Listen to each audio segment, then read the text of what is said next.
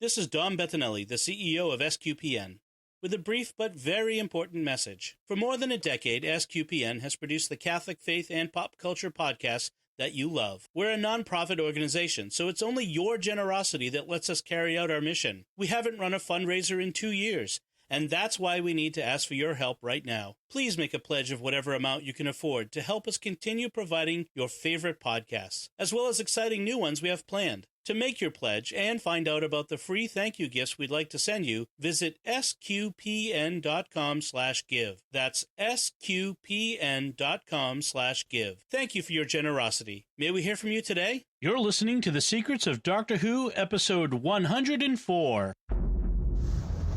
One day, I shall come back.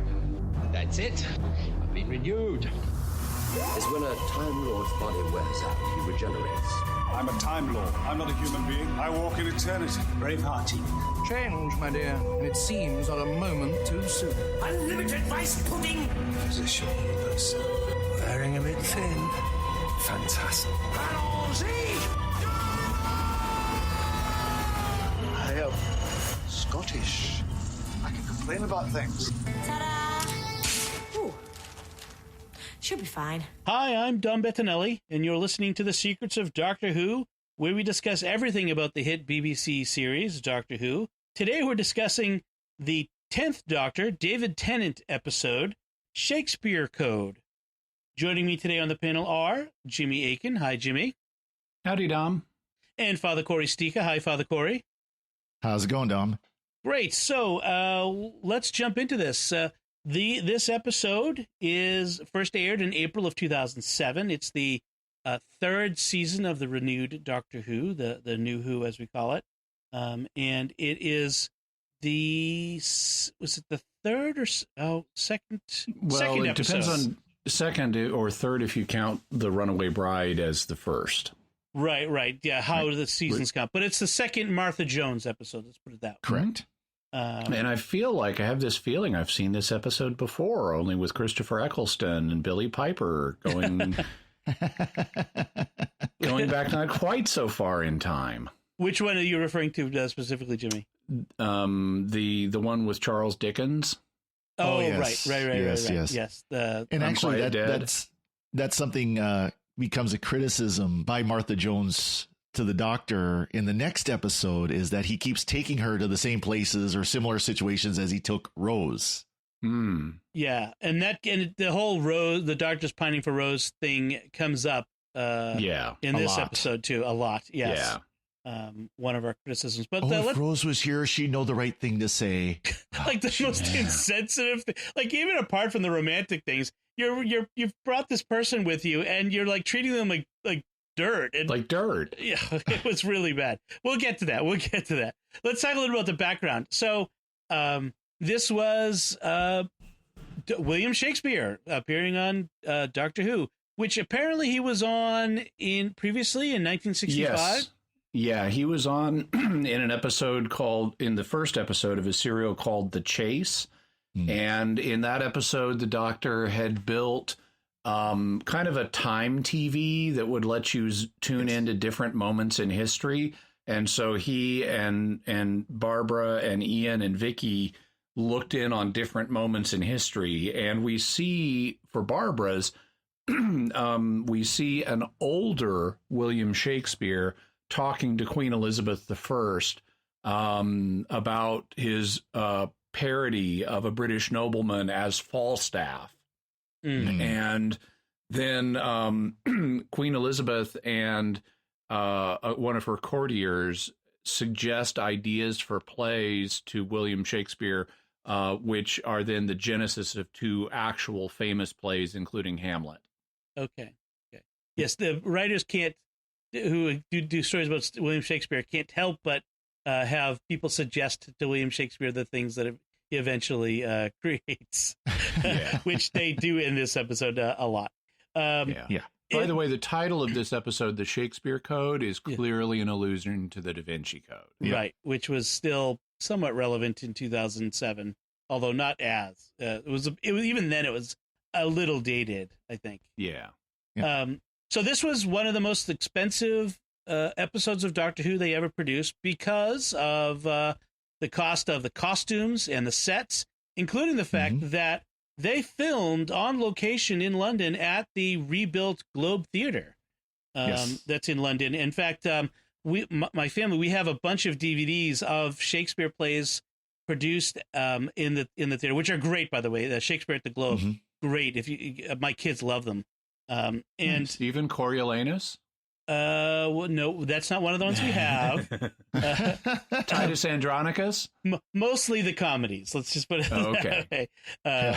So the theater, they had to film in the theater between performances. So as soon as a performance one night was done, they had to break it all down, put up all of their sets and effects and all the lighting and everything, film all night, and then be done in the morning. So it was a very costly, very, very complex production that they had to do. But you know, I'm grateful that they decided to use the Globe Theater. I mean, that they incorporated it with Ed, you know, without having to rebuild it as a soundstage set. Yeah. And it does look like they did some with the soundstage, like some of the audience scenes and everything like that are rebuilt soundstage, which would make sense. I mean, it would be easier to do those kind of scenes where they could do them all in a separate location at a separate time. And apparently the large wide angle view where you see all the boxes filled with crowd and everything, and even the crowd at the foot of the stage, that was all CGI. They pretty much like copy pasted and changed some of the people. But it was all, I mean, at any one time, there's probably like 20 people on the stage. But they used CGI to create this massive crowd to fill the theater. So it was very that holds up well. I didn't notice that. Yeah, I saw it in online. There's a behind the scenes, which was very nice. It must be on a DVD extra. So the basic story, as a reward for helping the Doctor in Smith and Jones, he takes her on a trip. He gets one trip. You're just getting one trip, which is famous last words from the Doctor. And in fact, he originally meant, he tells us to like only bring her here and let her walk around a little bit and take her back. Yes. And you're going to get an adventure offer. But once the adventure starts, he decides not to take her back so quickly. Right. And so they takes her to 1599 in the lifetime of William Shakespeare. But we don't start with the Doctor. We start with before the credits is this scene with the witches, the three witches that remind us of Macbeth.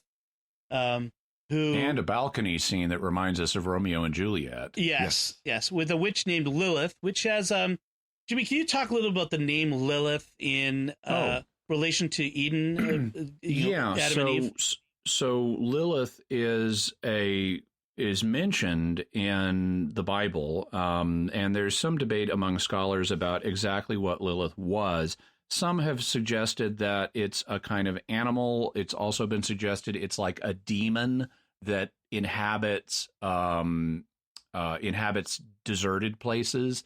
But then in Jewish folklore, Lilith became the first wife of Adam. And according to this folklore, Adam had three wives. The first was Lilith, who was made out of the same kind of soil Adam was. And so she was fully equal to Adam in every way and didn't want to submit to him as a wife. And so that one didn't work out. And she later, in some versions of the folklore, goes off and like becomes a consort of the devil. Then God made, according to some versions of the folklore, the first Eve, which was who was made out of like this dark, heavy earth. And she was not as smart as Adam, and she was not smart enough. And so she was also unsuitable. And then God made the third wife out of Adam's rib. And so the third one was just right.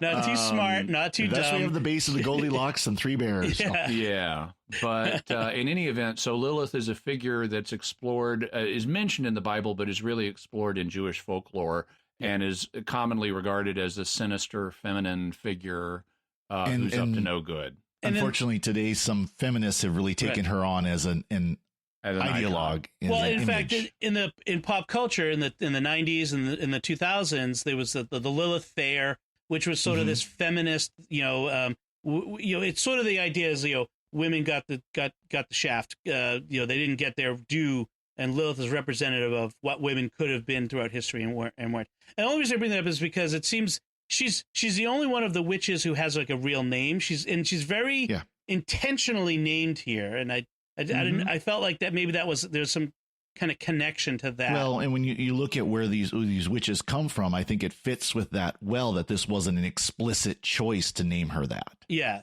because for the very reasons that Jimmy just mentioned. Yeah, they're very demon-like, shall we say? And from the dawn of time. Right. Yeah. Right. Exactly. So this poor young fellow serenading Lilith ends up becoming lunch, and so remarkably bloodless lunch. I mean, come on. Well, it's clearly showing us in silhouette that they're really tearing into this guy, and then none of them have any blood on their chin or anything. And then we get the line where Lilith, now in her witch form, tells us that coming real soon, this fleeting earth shall perish. And it's like, okay, great. So now we've already got the stakes ramped up to entire Earth. Right. At least it's not entire universe. Well, and that why are you looking at the camera and telling us this? Who's standing there that you're talking to? Like, why is this the moment to say that? Yeah, that was very awkwardly done, I have to say. So the Doctor and Martha show up, and Martha's got a lot of those, first time traveler questions and concerns, like the butterfly effect and. Entirely reasonable questions to ask. Martha's doing a good job in that scene. Yeah, it's like, what if I kill my grandfather? And he's like, why would you want to kill your grandfather? There's some great moments. Why would you step on a butterfly? Don't step on butterflies. What have butterflies ever done to you? Yeah, exactly. And then they bring up the race issue, which is interesting because we kind of got that again later on with Bill and Capaldi's Doctor 12, where they went back in time to Regency London in their case. And the race issue comes up, so it's sort of been dealt with a couple times now, and Doctor that's reasonable. Those are also years apart. So anytime you have a black companion and you go to a time when blacks were second-class citizens in England, it's logical to raise that as a question. Yeah, but I actually kind of prefer the way they deal with it here than the way Moffat does later, which is it was kind of awkward. But this one, he just kind of says, hey, it wasn't as bad as you think. Not every black person was a slave, is essentially what he's saying. And just act like you own the place. It works for me. And that's true. It does work for him. And then he realizes where they are and when they are, and they race off to go to the Globe Theater to see a play, and they see Love's Labor's Lost. And, and then there's a reference to Love's Labor's Won, another Shakespeare play that doesn't exist. And it turns out that there is an actual lost play. Well, there's a controversy about is it really lost or not. Right. Well, it could be one of the other existing plays. Yeah. And so we do know that there was a play called Love's Labor's Won, and it may have been a lost play that was a sequel to Love's Labor's Lost, although it was very uncommon to have sequels for comedies back then. Right. They didn't really do that. And so that's led to suggestions it may be another play. For a long time, there was a suggestion it might be The Taming of the Shrew. But there's reason to doubt that. And there have been suggestions it was various other Shakespeare plays, too. Right. We don't really know. Right. It's so Love's Labor's Lost is dated to about 1594 to 95. And this is 1599 that we're in. And that the Love's Labor's Lost is a comedy about the King of Navarre and three companions who swear off of women for 3 years of study and fasting, but then they meet and fall for three women, and it ends on a cliffhanger, sort of. They're about to get married, but then suddenly, for no apparent plot reason, their marriages are delayed by a year. Yes, which is even Shakespeare had plot problems. But interesting, three women. We had the three witches, which were more a reference to Macbeth, but still the three women. In this story, Love's Labor's one is being used and manipulated by these three witches who turns out are actually aliens from the dawn of time. Carrionites. Who, when I first heard that, until I read an article online, I thought it was Carrion Knights, Knights, which didn't make any sense. It does kind of sound like that. Yeah. It does sound like that. So, it's an awkward name because it's hard to make that distinction. But they use words to alter reality and manipulate. And since Shakespeare is the premier wordsmith in history, they use him to. They're using him to alter reality to bring their people back from whatever place they were shoved to. Yeah, they tell us the Eternals, who is a race we meet in the Fifth Doctor story Enlightenment. The Eternals have imprisoned the Carrionites in some dimension, and when Shakespeare lost his son, he was grieving enough that somehow his words allowed 3 of the Carrionites to escape. They arranged for the Globe Theater to be built in a special way so that if the right words are said from the stage at the right time by one actor, it can be anybody, but this one guy gets to say the words, it will open up a portal and let all of their brethren or sisterin or whatever they are back into the world, at which point our Earth will end and they will take over everything. Right. The stakes are as high as they can be. Yeah. Well, it's just the planet at this point. It's not the whole universe. Okay. Well, the stakes are as high as they can be for us. I mean, really, after that, who cares about the rest of the universe? So one of the things that kind of struck me is the portrayal of Shakespeare here is they make him into a cad. Handsome young guy. Well, yes. Younger than I think he would have actually, appears younger than he actually would have been at the time. Well, and they allude to that. At one point, he's rubbing his head, and the doctor tells him, "Don't, your hair will fall out." But the Shakespeare was a married family man, and he flirts with Martha, and intimates that he has relations with other women, and men. And yes, hints at the interest in the doctor, which is annoying. That scene drove me nuts. Right. But there was no reason. Why? What is the purpose of that? Well, because 57 professors or 57 experts just punch their hand in the air. Right. Whatever, how you put it. Right. Because there's some fringe theory about Shakespeare's sexuality. Right. Yeah. And also it's Russell T. Davies, so we have to go there. Yes. That unfortunately. But Shakespeare was a married man, and he had his wife did not, lived in the country while he was living in the city. That's true, but that doesn't mean that he was a cad. So there's that whole element. We have him flirting with Martha, and then we have who immediately says, "Verily, forsooth, egads," and the doctor just says, "Don't, no, don't do that." No, don't. Again, something that those if we ever did that, we might be tempted to. We want to fit in, so we have to talk like people then did. We have the doctor and Martha end up in the same bed, and the doctor being clueless about Martha's interest in him. Which is, completely clueless. They're looking each other in the face, lying on their sides, and he says, "I feel like there's something just staring me in the face, and I can't see it." Rose would have known. I have to say that some of the writing in this is just way too obvious. It's not. There's no subtlety in much of this episode. Apropos of that, all of the Shakespeare quotes that we get. Yes. Where the doctor or Martha will, but especially the doctor will say something in front of Shakespeare and he'll say, "Ooh, I might use that." And they try to not have that be too one note because at one point, when the doctor says, "Rage, rage against the dying of the light." Okay, that's a Dylan Thomas quote. So the doctor tells Shakespeare, you can't have that one. Yeah, somebody already has that. Yeah. But there's too much of it.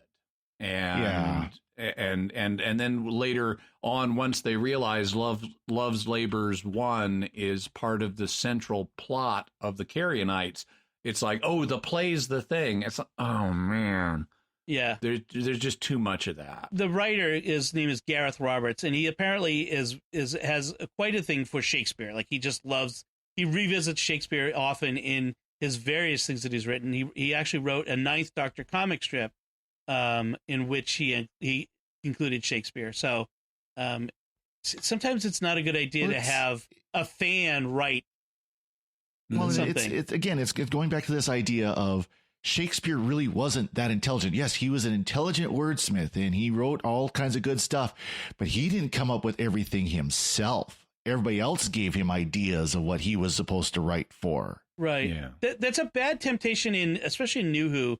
This attempt to this tendency to sort of go back in history to all the great humanity of history, the great people of history, and undermine their greatness by making it really the Doctor who is great. Yeah. While simultaneously worshiping them. Exactly. And just building them up beyond reason. Like here we have, and this aspect is okay, but so when Martha and the Doctor are first talking with Shakespeare, the Doctor tries to use the psychic paper on him, and Shakespeare says that's blank. And the Doctor realizes it's because he's such a super genius, he can see through the psychic paper, which Martha can't. Martha thinks it says Sir Doctor and Martha Jones. But then we have the same fanboy treatment of William Shakespeare that we had of Charles Dickens, where it's just building this guy up way too much. And that really comes out particularly, I mean, they mention throughout this how he's a genius. They keep using that word. He's this genius wordsmith. And so at the very end, when the Carrionites are being released, the Doctor tells Shakespeare, okay, you are the one to undo this. The words have been spoken that have let the Carrionites out. You're the genius. You're the wordsmith. You're the only one who can find the right words. And then half of them end up coming from the Doctor anyways. And coming from the Doctor and Martha. It's like if either J.K. Rowling, the guy, come on. No.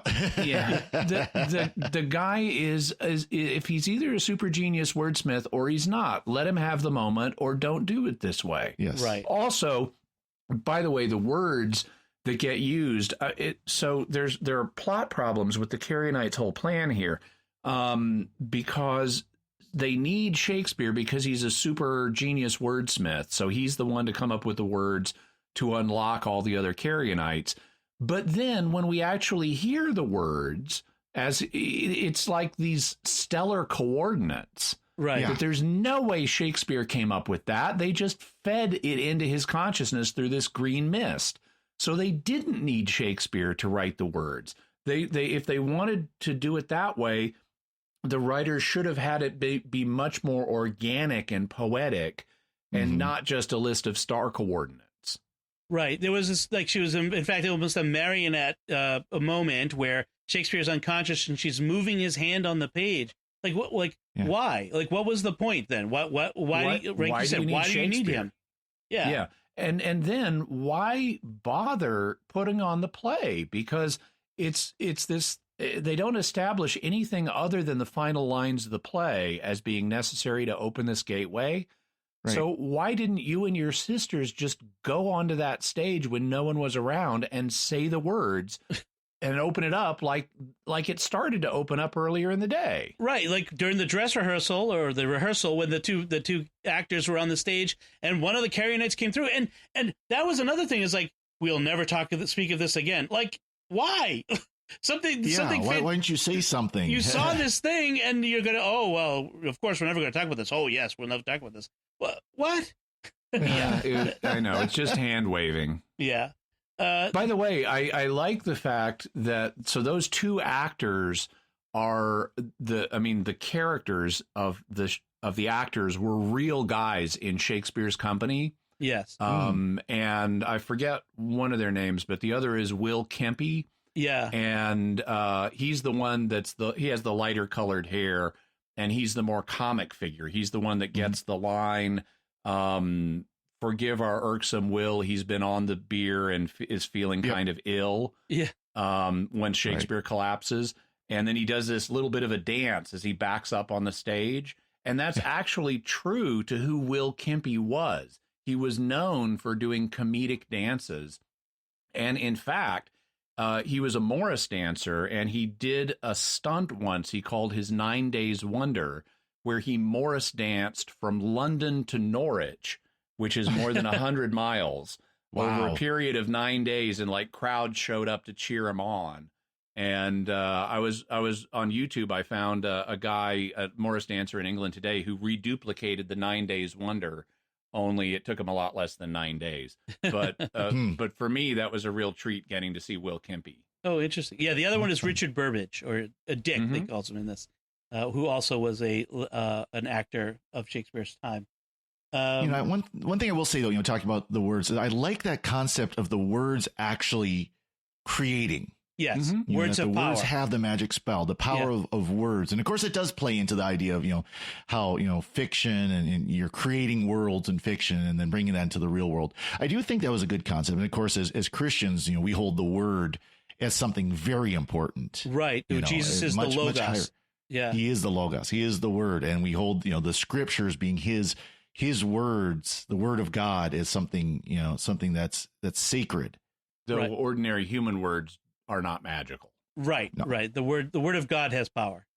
There's something interesting in this, in that the doctor says early on, when Martha asks if magic is real, he says, no, of course not. It just looks like magic. But then when he starts talking about the Carionite technology, and he says, okay, they use words to accomplish effects the same way you use technology. And it's like, okay, that's magic. You just took away with the left hand what you'd given with the right. Incidentally, this is something that's explored, and the Carionites do appear in Big Finish some. I haven't listened to those, but there is a exploration of a similar concept a couple of times in Big Finish that's awesome, where we have a word-based technology. The doctor meets a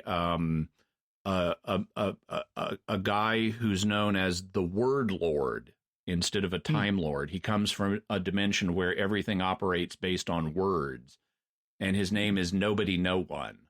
and the thing is, Nobody No One gains power from words. And so whenever he shows up, it's vitally important that you don't say things like, nobody could fly the TARDIS by himself, because then nobody can fly the TARDIS by himself.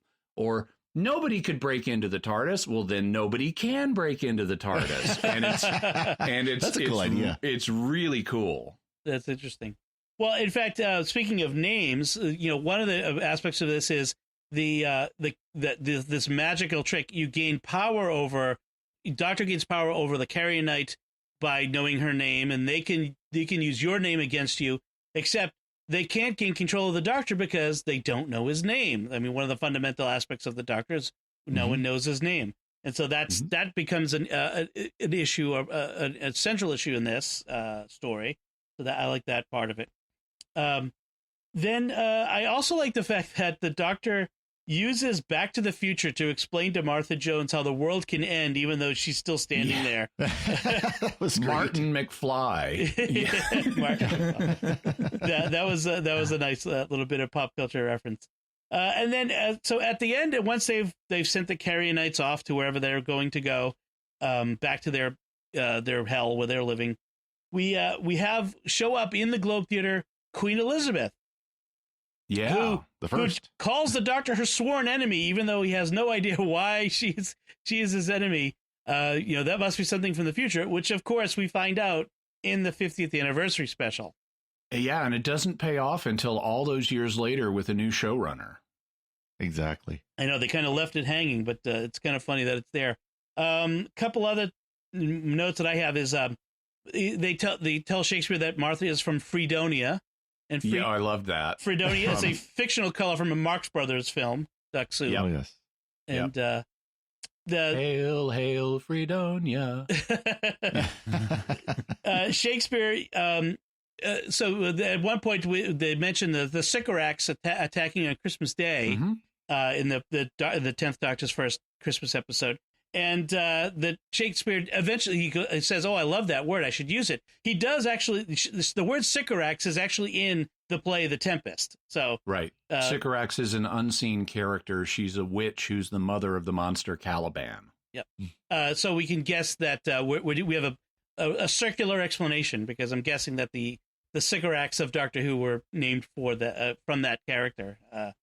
And then Shakespeare talks about how Martha has become a bit of his muse, and that he's going to write about her.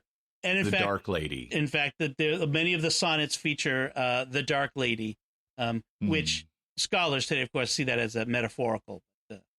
In this, we make her literal. Incidentally, on the subject, because the race issue came up at the beginning of the episode, and it comes up again when Shakespeare's talking to Martha. He starts using all these poetic expressions of ways of referring to a black woman. Yeah. Like Princess of Afrique or things like that. I forget exactly what they all were.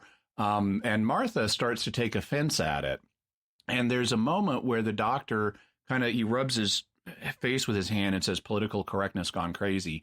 And and I kind of agree in that. I mean, we should, whether we can or not in a politically correct environment, we should be able to talk about human characteristics. I mean, we can talk about people's eye color. Right. We can talk about their hair color. We can talk about their skin color. It's all just cosmetic anyway. And having, poetic ways of referring to someone. I'm not going to take offense if someone calls me a flame-haired whatever because I've got red hair. And in the same way, Martha, I shouldn't take offense at Shakespeare trying to pay her compliments with poetic ways of referring to her heritage. I mean, after all, according to the Andorians, we're a bunch of pink skins. Oh, wait, that's a different show. Yeah. Well, yeah. So I think what it was is like Shakespeare says, "Who is your delicious blackamoor lady?" And she takes offense, and he's like, "Oh, isn't that a word we use nowadays? Oh, is it Ethiop girl, a swarth, a queen of Afrique?" And the Doctor, says, "It's political correctness gone mad." And I think it's sort of ambiguous to me, but I think what he's saying is that these are all terms that are politically correct terms of Shakespeare's time. Yeah. Uh, as I said, those are the terms they would have used then. Right. And, again, and this is one of the criticisms of Doctor Who I know we've had before is they judge the past by modern standards. Right.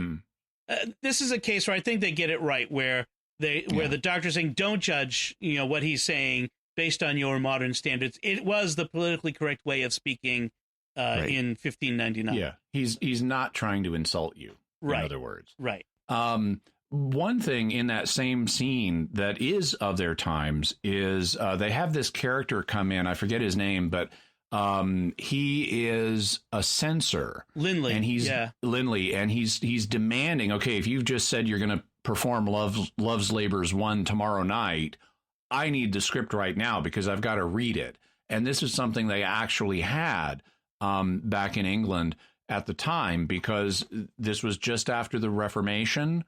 And Elizabeth I was not a kindly ruler, and there were concerns that the theater could be used to stir up revolution. And in fact, in various totalitarian societies, theater has been used as a way of communicating secret political statements to the masses. Right. We know that happened in the Soviet world, for example, and they were very concerned at the time that the same thing was happening through the theaters in London. And in fact, there have been people who've looked at Shakespeare's plays, scholars today, and said these actually have a lot of subversive, pro-Catholic, anti-establishment messages in them. And so it would have been Linley's job to keep anything too inflammatory from getting on the stage. So that's what he's there for. And then the witches, when they realize he's going to stop the play from going off when they need it to, they kill him and they drown him on dry land. So he's like spurting water out of his mouth between camera takes. He's clearly refilled his mouth between the camera takes.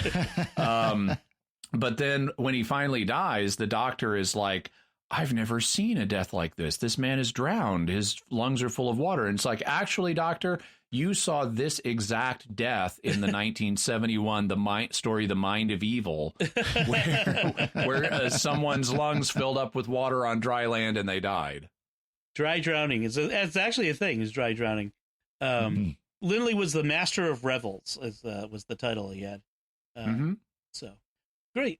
So anything else we want to say about this? Father Corey, do you have anything additional you want to say about Shakespeare Code? Nope. How about you, Jimmy? Just briefly, I mentioned this earlier, I really hate the genius business in this. At one point, Shakespeare is like, this is more mutual admiration of the Doctor and Shakespeare. It's like, all these years I've been the cleverest man around, but I can't hold a candle to the Doctor. Oh, yeah. Please. Yes. Exactly. I liked the single heart massage that Martha gives the Doctor. It's like the witch tries to kill the Doctor and assumes he has only one heart, and so only stops one of them, which I thought that was clever. Overall, though, I thought with all the Shakespeare lines, there was, on the writing level, there was just way too much mugging for the camera in this episode. Yeah. Exactly. Good. So, my final, it was an okay episode. It wasn't terrible. Wasn't great. It was fun seeing the Globe Theater. I like that aspect of it, but it could have been better. Put it that way. So, and that kind of is the Martha Jones season. Preview of things to come. So I guess that's it from us. What did you think of this 10th Doctor episode, the Shakespeare Code? Did you love it? Are we wrong? Let us know. Or do you agree with us? Let us know that too. We'd love to hear from you. Let us know by visiting sqpn.com or the Secrets of Doctor Who Facebook page. Find the link to today's show and leave us a comment there. Or send us an email to doctorwho@sqpn.com. And also, if you could like the show, like when you see it posted on Facebook, or retweet it on Twitter, share it with friends. We're always trying to grow our audience and reach more folks who are fans of Doctor Who, just to kind of spread the wealth. And we do this because we want to connect with folks and build a community around Doctor Who, and we rely on you to do that. We're relying. We don't have a budget to buy advertising for our podcast. We rely on the good heart of our listeners to share our podcast with others. So we would really appreciate if you do that. Also, go to sqpn.com and check out some of our other shows that you might be interested in. We have Secrets of Star Trek. We have Jimmy Akin's Mysterious World, we're having a lot of fun with that. Check it out. We've got some great episodes we've done and some more that are coming. We've got Let's Talk with Father Corey is hosting that as well. So please go check out our other shows on sqpn.com, and we would greatly appreciate that. So until next time, Father Corey Stika, thank you for joining me in sharing the secrets of Doctor Who. Yeah, glad to be here as always. Thanks, Dom. And Jimmy Akin, thank you as well. Thanks, Dom. And I'm Dom Bettinelli. Thank you for listening, and remember, foul carrionite specters, cease your show between the points 761390. Right. This is going to be fun. This is Dom Bettinelli again. We hope you've enjoyed this podcast and that you'll help us keep producing the podcast you love. Thank you for your generosity. To make your pledge and find out about the free thank you gifts we'd like to send you, visit sqpn.com/give. That's sqpn.com/give.